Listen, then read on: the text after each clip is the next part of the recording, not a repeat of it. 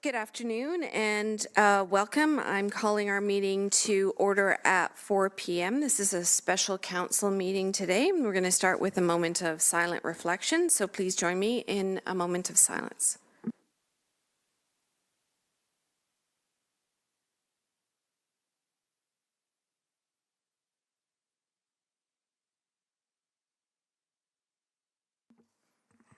Thank you. Moving on to our land acknowledgement, the Municipality of Port Hope exists on the lands of the Mississauga and Anishinaabe traditional territory covered by the Williams Treaties. We honor and recognize First Peoples as rights holders and stewards of the lands and waters in which we have the privilege to live, work, and play, including the Ganaraska Forest and River. We pay respect to elders past, present, and emerging. We commit to actions towards truth and reconciliation by recognizing the United Nations Declaration on the Rights of Indigenous Peoples, strengthening ties with First Nations, Métis, and Inuit peoples, especially those who make their home in Port Hope, and learning from Indigenous ways of knowing and being. We do so by recognizing the past and working towards a shared future. Before we move into our closed session, I'm just going to ask, does anybody have any pecuniary interest to disclose? None were received ahead of the meeting. Seeing none, we'll move on to item number 3, closed session. Today we'll be proceeding in closed session in accordance with the Municipal Act in order to address a matter pertaining to a position, plan, procedure, criteria, or instruction to be applied to any negotiations carried on or to be carried on by or on behalf of the municipality or local board, Section 239K. This is regarding ongoing ACL negotiations and in accordance to the best practices of this municipality.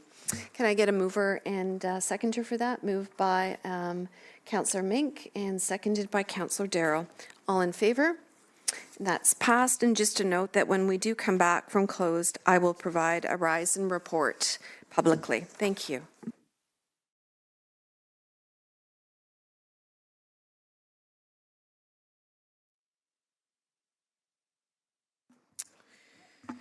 Okay, everyone, I'd like to ask for everyone's attention. We're back in open session, and I'm going to move on to item number 4, business arising from our closed session. Earlier today, Council passed a motion to proceed into a closed session to consider business permitted under the Municipal Act and is listed on today's meeting agenda.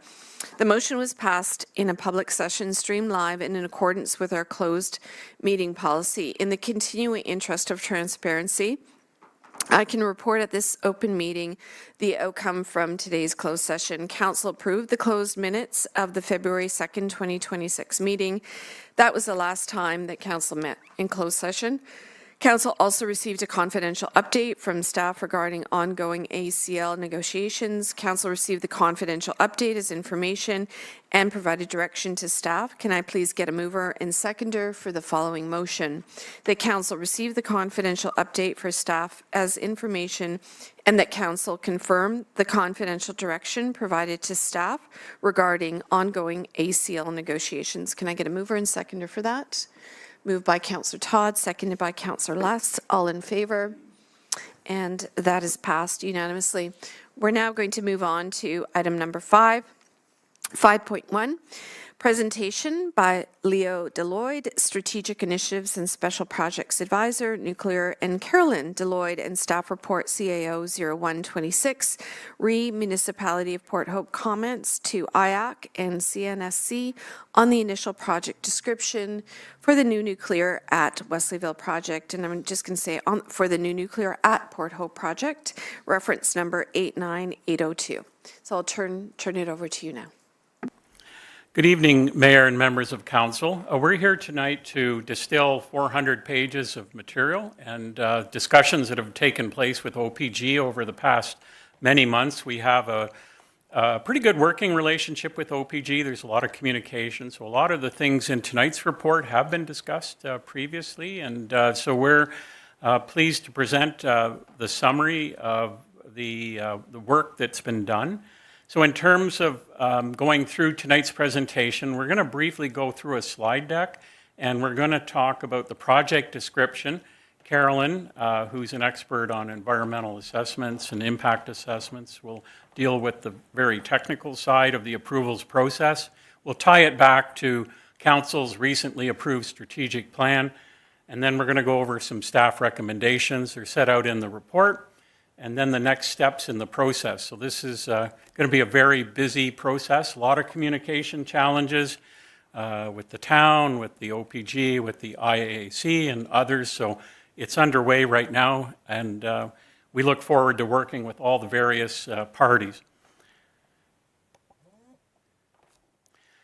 So in terms of the project description,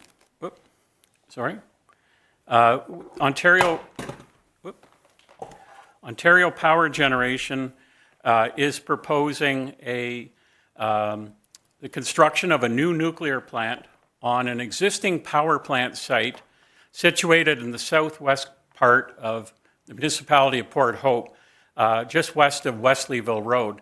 Now, this project is very significant in that it would provide up to 10,000 megawatts of power.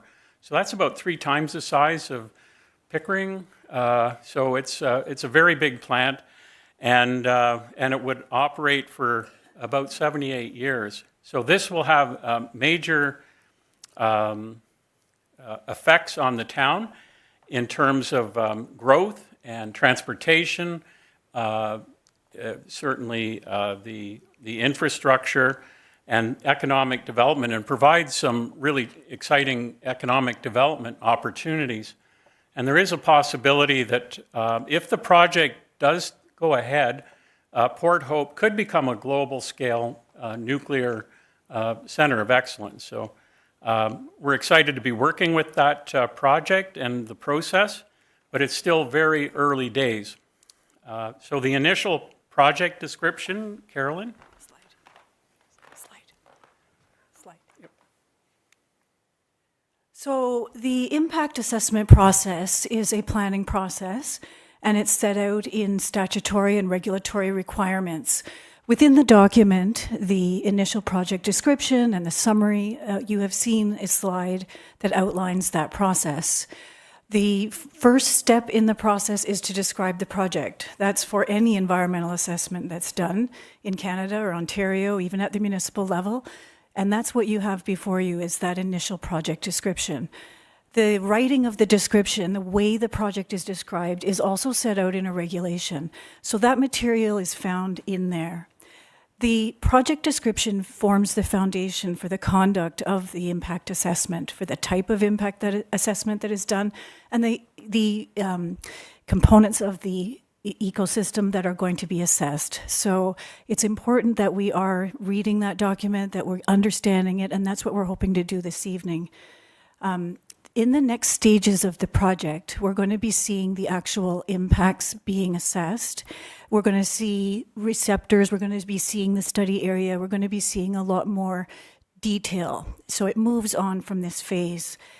The input that is provided by the town of Port Hope, along with Indigenous persons, members of the public, other jurisdictions, goes into the determination of what will be called the guidelines or the tailored impact statement guidelines. That's the next step in the process. Let's look at the phases of that project as identified within the project description document. We're at phase 1 at the moment, planning. That's the idea of understanding what the project is about and understanding interests throughout the municipality, throughout the county, the province, etc., at the country as well.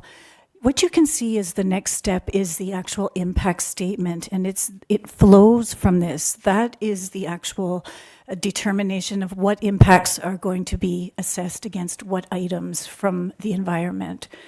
The impact assessment itself is the carrying out of the studies, where the impacts to the things that we've identified, which we're going to get to in a moment, are actually assessed to see if there's positive impacts, negative impacts, what those may be. The next step, as you can see, is the decision-making process. That's where it's decided if the impact assessment is approved or not approved. And then post-decision, you can see that there's opportunities for monitoring or looking at things if they unfolded as they had planned. You can see the key participants within the impact assessment process identified at the bottom of that slide. And other jurisdictions is an opportunity for the municipality of Port Hope to be sorry. Yeah. Oh, sorry, yeah. Yeah. To be determined as an input into the impact assessment process. You can see the public, you can see the minister, other federal authorities, and then of course you see a panel review, which is the type of review that's going to be done in this particular case.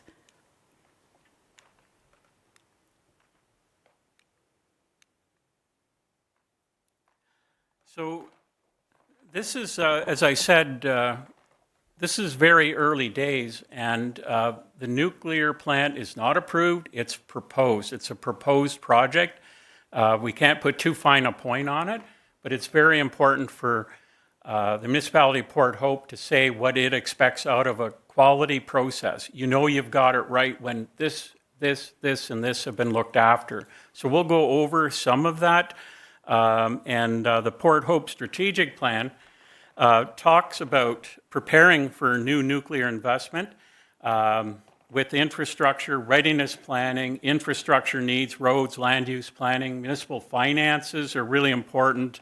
Obviously, emergency service, social and health services, and all of the wraparound things that would make this a successful project. So if OPG does proceed and the impact assessment does proceed, that we need to be ready on many fronts, and we need to collaborate and work very closely together. So the strategic plan talks about bringing in resources to see through all of these matters, and then and developing a municipal engagement plan. So this is going to be a little interesting in terms of how we work communications, because the federal IAC people, OPG, and the town need to be very coordinated in communications. This is a OPG project, but people will be calling municipal offices and asking questions. We need to be ready for that. So in terms of the summary of recommendations, I just want to go through those quickly. There's eight in the report. I've just summarized these really quickly here. So one of the things I think that's important, it's really obtuse as to where this place is at. Where's Wesleyville? People are going, where's Wesleyville?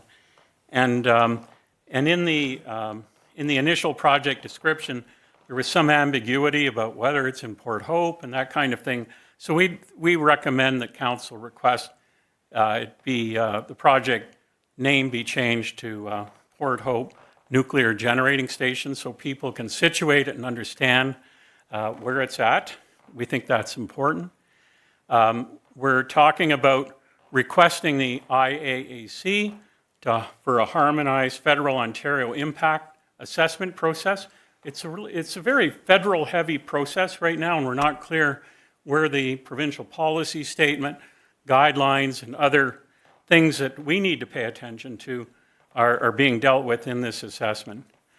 So there are a number of there are a number of features that come with a power plant, and that includes transformers, switching stations, transmission lines, and we'd like to see that whole package as part of the assessment, and we're recommending the council so request that. And then I'm going to turn it over to Carolyn to talk about valued ecosystem components. So maybe you could just go over those. That would be very timely right now. The valued ecosystem components are elements of the biophysical and the socioeconomic ecosystems that exist within Port Hope, and it's these items that the impacts will be assessed. It's the impacts to these things that we're looking at. So it's important that with regard to the project, the implementation of the project, how does that impact housing? How does it impact affordable housing, education, health, and social services? The reason that we've outlined these so specifically is that, again, the conduct of the assessment itself will be determined on the impact statement guidelines. They're tailored. And what that does is At the end of all of the information collecting at this phase, this planning phase, before the impact statement, which is that next phase on that slide, it's a terms of reference, or it's what they call the tailored impact statement guidelines that talk about what is going to be looked at. And when we see that, we want to see all of these valued ecosystem components in there, because that way the studies that are done as part of the impact assessment will be in relation to these items.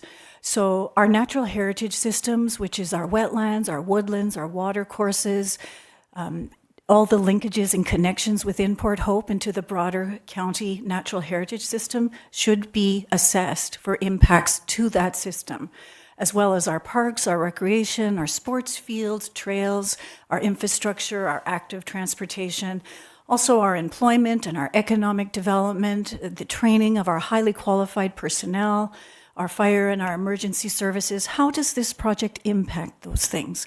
So that's why this list is so important to be identified now, and that the interests of Port Hope are clearly identified as a VEC, so that they can go into those terms of reference, as they're called in this particular case, the Tailored Impact Statement Guidelines, and that the studies are conducted to see the impacts on these valued things that are important to the town of Port Hope.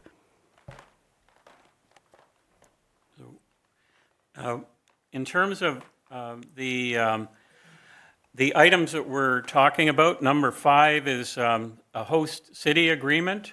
There's a lot of things that we need to talk about in terms of readiness and municipal planning, infrastructure, transportation, servicing, all those things. So we're suggesting that those negotiations start in 2027 so that the municipality has the certainty to proceed with some decision-making, not exactly investments at that point, but just the framework for moving forward together, I think, is going to be really important. The other thing that we flagged is there was some concern about road work and things associated with the early days of the project, and we've had some positive conversations with OPG, and I don't think we need to actually have that in a recommendation, but I think for the most part, though, we can proceed to the next steps at this point.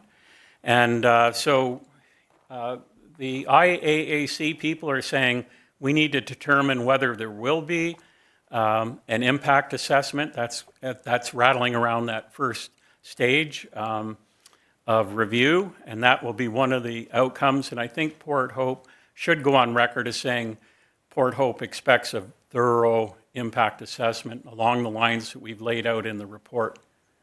The responses, so in terms of next steps, these we've only had 30 days to comment, so this has to these comments and recommendations have to be submitted through a portal at the IAAC by February 11th. So it's a little rushed. We're working through that, but I think that's really important. In terms of the tailored impact statement guidelines, as Carolyn indicated, so we've kind of flagged things generally, but the details need to be worked out, and we'd like to be involved in those. So I think that's an important recommendation. And and we'll be working with First Nations people, but at this point, we're going to be taking some notes, and so the recommendation in the report is to put forward the report, the Appendix A, and any comments that council may have tonight, and send that through the portal before February 11th. Thank you. Thank you very much. And I'm going to turn it over to council colleagues for questions and comments on the presentation, starting with Councillor Mink. Thank you. Thank you for the presentation. It's a very specific question regarding the valued ecosystem studies. Who came up with that list, and why is I appreciate the list. I think the list is great. But I'm just curious why agriculture and livestock is not included in that list. And if there's anybody in the community who would like to weigh in on other things that may have been missed, what would be the process for them to do that? We spoke with the senior management team to identify valued ecosystem components. As I mentioned, the biophysical and socioeconomic elements in Port Hope. So yes, if that's a valued component of the ecosystem here in Port Hope, definitely that should be something that's added to the list for sure. That I was unaware of that at the time the list was put together, but if that's something that the town is, and the public or others are interested in looking at, absolutely now would be the time to get that in the list. Because again, it's the impacts against agriculture, for or against agriculture, the impacts to agriculture that would be determined as part of the impact assessment. So absolutely that should be included if that's important. Looking around the table, Councillor Deputy Mayor Adam, Councillor Darrell, Councillor Less. Yeah, not a question, but any one of those topics that you outlined as the steps you have to go through are major, and there's going to be a lot of discussion, a lot of negotiation, a lot of money put on the table, etc. I don't envy your jobs.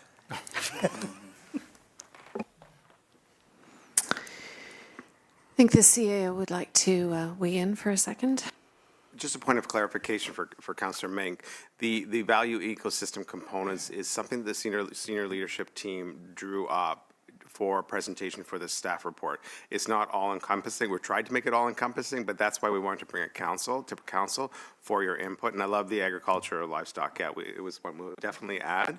The second part of your question was, how does the public get involved? They can participate in the same process that we are through the IAC public commentary period. They can make their own submissions as well. I think that's the best approach. We don't want it to, we only have a few days left to get this going, and it could feed it back through council, but the best approach would be for the public to comment on those as well. So I want to just return to what you were just saying, CAO. Is it possible for us to share publicly what that list is so that if the public wants to basically mirror that same messaging in their own engagement with the process, that they can have a look at that? Through you, your honor, your worship. Sorry, it's been a while since I've been at council. It's been a while. Absolutely, transparency and sharing that with the public is a good idea. As CAO had mentioned, though, we do want to get that into the portal in time with the deadline for those comments. Looking around the table, Councillor Clare. Thank you. I think it's a great list. I do agree with Councillor Mink that agriculture should be included there. And I did have a question. I really appreciated the reference to active transportation, but I wondered whether there was additional language or an additional bullet that can be included that speaks more to the notion of a connected community. And it's kind of cross-cutting, but given the location of the plant and where potential new housing is going to go, you know, there are residents of Port Hope that will be on the other side of that facility who, you know, still need to feel connected and included in our community. And with the influx of new workers and new housing in that, sort of considerations for how that gets absorbed in a way where we're not two communities, being Old Port Hope and Wesleyville, that are not really working in tandem or feeling like they are a unit, if that makes sense. Definitely, that is something that should be considered. Would the words sense of place capture what you're saying? That is a recognized ecosystem service. It's a cultural service. Sense of place can be something that perhaps people will have that sense of place. How is that impacted, a person's sense of place, with regard to this project? Or are there other words that you feel would be more reflective of the sentiment that you're getting at? Well, given how I was not succinct in explaining the point, I think, yeah, if sense of place is one that you think will be recognized by colleagues who work in the impact assessment space, then I would defer to you on that language. I think that does capture sort of the spirit of what I was looking for. I should mention that At the staff level, in terms of our readiness program, Desta and her team in planning are putting together an official plan review that's going to consider natural heritage, transportation, those interconnections, physical and waterfront and all kinds of, and economic. And so we're going to be preparing our own work in parallel with this work and making sure that it all comes together in a very informed way. But social connection and cultural connections are really important. Thank you. And I have maybe perhaps a little bit of a forward-thinking question.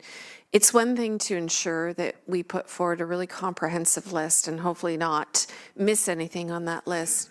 But once we start going down the impact assessment process, what kind of autonomy is the municipality, or what kind of control is the municipality going to have on the quality of the impact assessments that are done? How can we ensure that our best interests are represented in those assessments that are being undertaken? Yeah, that's a really important question. The one thing that we have to do, though, first, even before that, which is very much a forward-thinking question, is when the impact statement guidelines come out, we want to see that those VECs are identified in there, and we want to review and comment on those to even get them in as a list, the topics that we want to have assessed. Then the actual quality, the parameters, the protocols. There are several recognized protocols that certain things have to be assessed in an agreed upon way, different scientific methods, different protocols for different things. There's also that opportunity through the official plan, as Leo was just mentioning. I'll hand it to Leo to elaborate on that. So in terms of QA, quality assurance of what's being done, we've asked in the recommendation to have a seat at the table so we can help guide. We've asked for, in the recommendation, an ability to talk about the valued ecosystem components in the next stage. And then in terms of the official plan review and our natural heritage reviews, we will have our own fresh data as well to compare transportation and housing and making sure the numbers of units and anticipated employment at the plant is, and during construction and after, are calibrated. So, and we are working with the county as well. So we're trying to have a comprehensive planning approach. And I think that will help with the QA question. So we won't just accept, we will do our own homework, I think is the short way. We'll do our own homework, and then as the material comes out, we'll be able to assess it very quickly. Okay, just related to that, do we have any recourse if any of the components of the list that we feel strongly about ensuring are not included or outright rejected? That could absolutely happen. I'm hoping, as you see in the recommendation, that we have a chance to review and comment on those terms of reference. Those tailored impact statement guidelines, when those come out, we want to double check that against our list.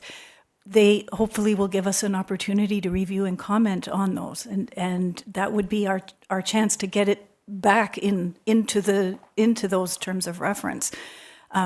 If they don't include something, yes, I'm really unsure of what recourse we would have if we don't have it in those terms of reference.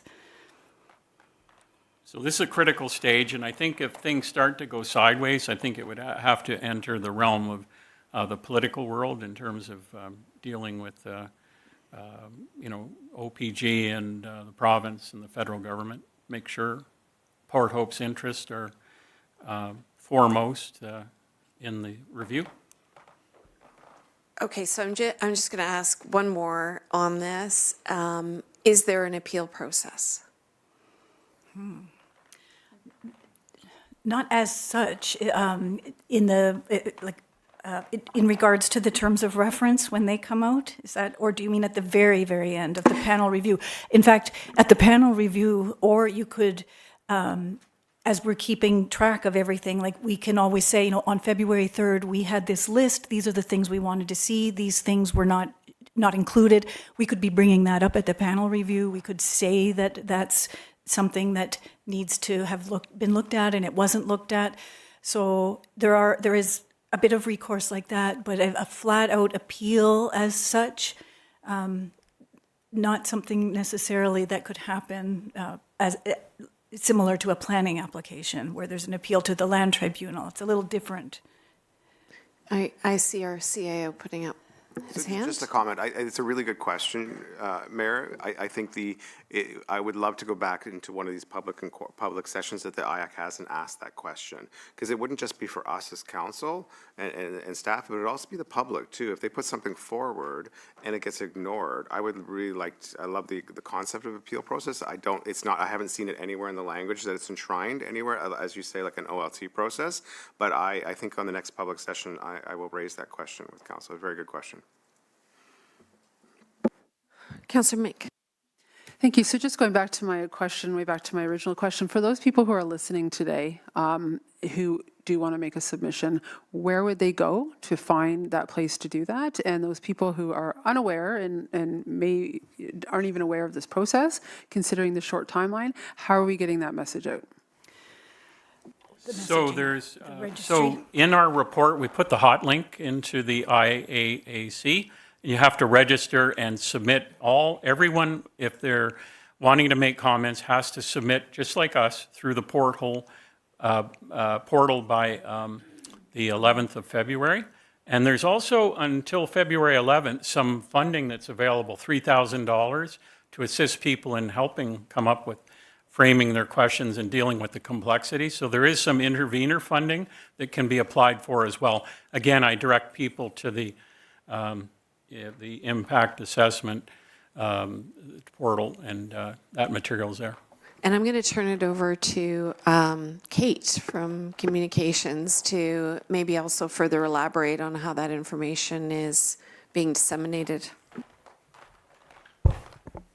Through you, Mayor. We do have it on our website under a news item that we had put out. And I'm actually going to bring that news item to the top of the news page again at porthope.ca/news. And we've put it out on social media, and we actually have it scheduled to go out again on Thursday. So sharing that information out from the IAC social media page, but all the information is in there. Thank you for that. Yes, our Deputy Mayor. Thank you, and thank you for this overall report. I think you guys have done a wonderful job on it. So just a little bit of a question on the recommended motion number 2. And I realized that you had said it differently than what it is in the recommended motion about that OPG and its federal regulators be requested to rename the project to Port Hope Nuclear Plant. And I realized that you did say it differently. Would we be changing that name in here to be the Port Hope Nuclear Generating Station in line with Bruce? Yeah, so that was implied, because we made the whole case for being called what the other plants are called, and they're geographically located, and so, yeah, the answer is yes. And then, if you don't mind, one more question to that. So, other than the branding and like global recognition for Port Hope, are there any other major benefits to naming it after Port Hope instead of having the Wesleyville name in there? Are there any like funding type benefits, or is it more just for marketing type? There's a little bit of confusion out there right now as to where it is. So when you go for funding, it gets, this is in Wesleyville. Wesleyville's in Port Hope, and you have to go through that little circle there. The other thing is Desta's team is working on a major economic development promotion, and we are looking at the co-location. Co-location is like industries or supportive industries out in that end of town, and we would want people to know they're coming to Port Hope and that it's part of a bigger entity than a former village. So I think, there's a number of reasons to have it branded Port Hope for promotional and geographic reasons. I appreciate that. Thank you. I just wanted to make a comment on that, is that confusion was very palatable over the last number of months as we've had discussions with various ministers around some growth readiness needs and confusion around you know, what the relationship is between Port Hope and Wesleyville. I have one last question for you. Has our list or our intervention been shared with any of the surrounding nations, or do you know if the surrounding nations have shared their lists with us? We've seen some of their material, and the First Nations, when you go on to the IAAC website, did have a number of boxes situated inside the wording of the original OPG project description. So you can see they've indicated what's important. And so a lot of it overlaps. The atmosphere is important, the fish and the birds. And so we've seen their work. We haven't shared it back yet. There wasn't, the First Nations had the benefit of having several months of pre-consultation, and we didn't. We received the package on January 12th. So we will be doing that, and we are talking to some of the First Nations, Hiawatha and Scugog, and soon to be Alderville. Any other questions or comments from around the table on this matter? Okay, well, thank you oh, sorry, you're not at the table, so I missed your hand, CAO, but please go ahead. Okay, I'm glad I'm not at the table. Just two comments. Mayor, you talked about the value eco components and value ecosystem components, and you talked about the public possibly, you know, grabbing that same list and putting it forward if they are areas of concern. That is a great idea. I think to reinforce, it's not just coming from this council and the staff, but it's coming from the public if they see those. And that's in Appendix A. That list is there. It's embedded in the staff report. So a copy paste, and they want to add more, that's great as well. I fully support that. One other, just for clarification, and Leo did talk about this, on one of the recommendations embedded within the report is talking about protection of the municipal roads during demolition, and Leo said we have an understanding and agreement with Ontario Power Generation that it shouldn't be part of this IAC process. So if this staff report gets approved and received, we're recommending that one section on page 5 of the report, page 4, number 2, be removed because it's not part of the IAC process, and that was our error. Putting that in there because it doesn't form part of the project description or the IAC submission. So we're requesting that be removed out of the document. Any other questions or comments on this? Okay, well, thank you very much. Oh, Councillor Clare.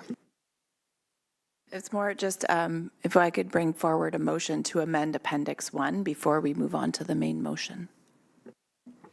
To add the, yes, additional points that Councillor Vicky had asked for, agriculture and livestock. And sense of place. And sense of place, sorry. Councillor Todd.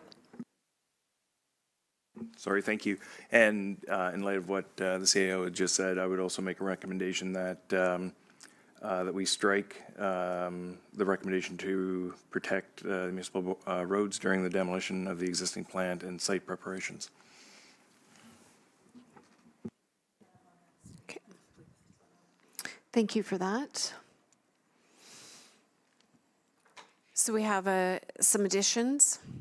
We've got a plan to share that list, and we have a revision on the motion put forward by Councillor Todd, which is up on the screen.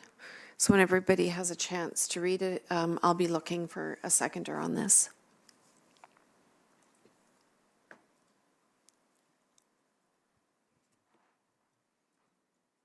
Yeah, you're moving. I got it.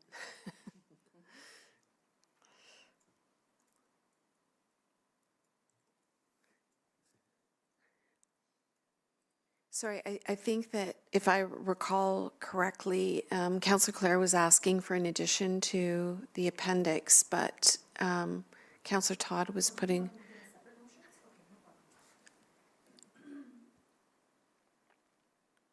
Yes, I think so, just to keep it clean.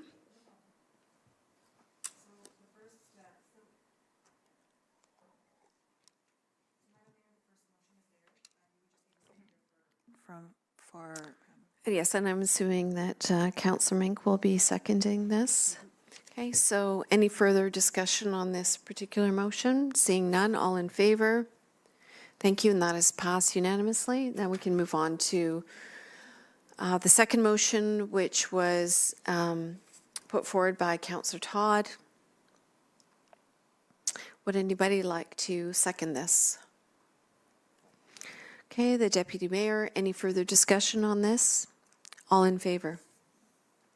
And that is passed unanimously. Thank you very much.